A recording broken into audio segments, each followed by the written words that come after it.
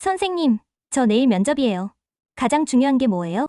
사실 면접에 갈 때 가장 중요한 거는 면접관이 묻는 첫 번째 질문에 대한 답변이거든요. 오늘 아침 뭐 먹었어요? 지하철 타고 왔어요? 버스 타고 왔어요? 이런 아이스 브레이킹, 분위기를 풀기 위한 질문들 말고 본격적으로 면접을 시작했을 때 받는 첫 질문이라면 1분 자기소개가 될 수도 있고, 아니면 그 직무에서 중요한 지식이나 이런 것들을 갑자기 물어볼 수 있을 텐데, 어쨌든 여러분이 받는 첫 번째 질문에서 어떻게 답변하느냐가 이 면접 시간을 이끌어 나가는데 굉장히 중요하다고. 1분 자기소개가 됐든 아니면 어떤 전공 지식이 됐든 어떤 질문을 받든 간에 자기가 설명할 수 있는 키워드를 한 개를 무조건 마련을 해야 되는 거예요. 그리고 현재 그 직무나 아니면 회사, 그 지원한 회사에서 처해 있는 현 상황이나 핵심적인 이슈들, 뭐 이런 걸 서치하다 보면 그런 것들 하나 정도는 꼭 키워드로, 아까 얘기했던 자신의 강점에 대한 키워드까지 2개 정도 준비를 해가시면 좋을 것 같아요. 이 키워드 2개가 첫 번째 나오는 질문에 가장 당황하지 않고 어떤 질문을 했을 때도 답변할 수 있는 그런 무기 그리고 소재가 될 겁니다. 자기소개를 시켰을 때나 아니면 여러 가지 다른 답변을 할 수 있는 가장 중요한 그런 핵심이 그 2가지 키워드에서 나와야 될 것 같습니다. 그 키워드 2개를 먼저 드러내시는 게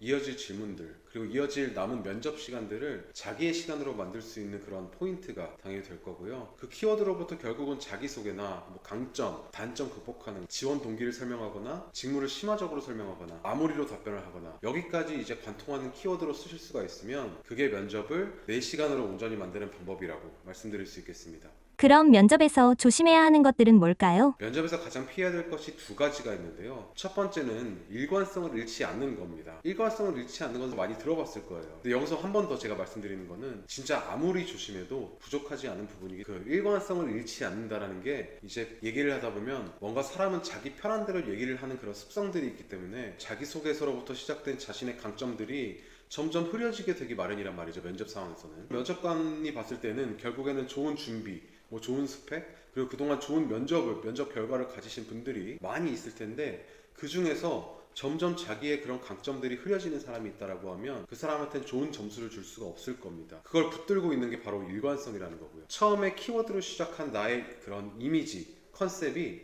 끝날 때까지 일관성을 유지하는 게 굉장히 중요해서, 그 일관성을 잃지 않는다는 것이 참 어렵고, 하지만 또 가장 피해야 하는 것 중에 한 가지라고. 2번째는 여러 가지가 있겠지만 그 중에서 가장 최악인 상황은 부정확한 추측을 하는 답변이라고 말씀드릴 수 있습니다. 그 부정확한 추측이라는 것은 결과적으로 약간 자기에 대한 자만심에서 나올 수 있는 부분이기도 하고요. 그리고 면접관과 나와의 굉장히 좋았던 분위기를 한 번에 깨트릴 수 있는 그런 답변이기도 하거든요. 그래서 우리가 사실 면접을 보다 보면 우리가 예측 못했던 질문들이 나올 수도 있고, 모든 답변에 대해서 정답을 얘기할 수가 없단 말이에요. 근데 그럴 때 우리는 유연하게 답변을 해야 되죠. 근데 유연하게 답변한다는 거는 모르는데 부정확하게 답변하는 거랑은 좀 다른 개념입니다. 그래서 부정확하게 답변하는 것을 피해야 된다는 거죠. 유연하게는 답변을 해야 될 거고요. 자기가 준비한 키워드나 핵심 강점에서 벗어나는 거, 그러니까 일관성을 잃는 거죠. 이때부터 사실 부정확한 추측이 시작이 됩니다. 자기가 준비한 키워드나 핵심적인 내용들이 아닌 질문을 받았을 때 모른다면 이제 인정을 해야 됩니다. 인정하지 않는 순간부터 일관성을 잃어버리면서 추측을 하고 자기의 고집대로 얘기를 하게 되는 거죠. 그래서 이렇게 부정확한 추측을 하기 시작하면 순간적으로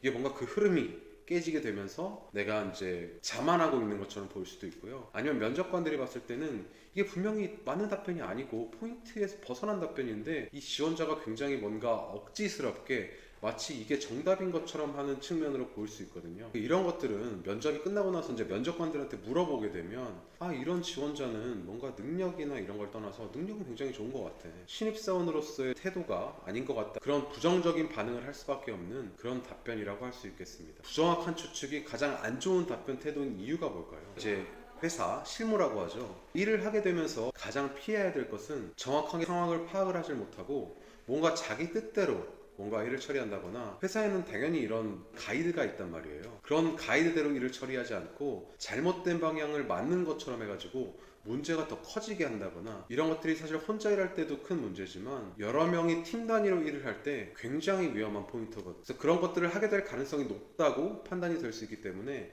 부정확한 추측 그리고 일관성을 잃는 것은 여러분이 면접에서 피해야 된다고 말씀을 드립니다.